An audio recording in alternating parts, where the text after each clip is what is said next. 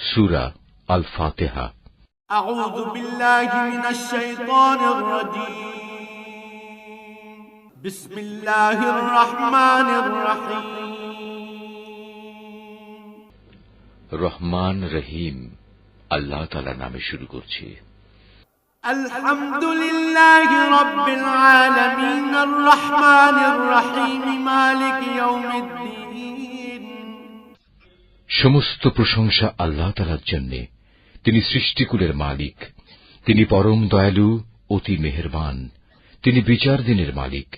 ইয়াকা না'বুদু ওয়া ইয়াকা নাস্তাঈন। হে মালিক, আমরা তোমারই বন্দেগী করি এবং তোমারই সাহায্য চাই। ইহদিনাস সিরাতাল মুস্তাকিম সিরাতাল্লাযীনা আন'আমতা আলাইহিম গায়রিল মাগদুবি আলাইহিম ওয়ালাদ-দাল্লিন।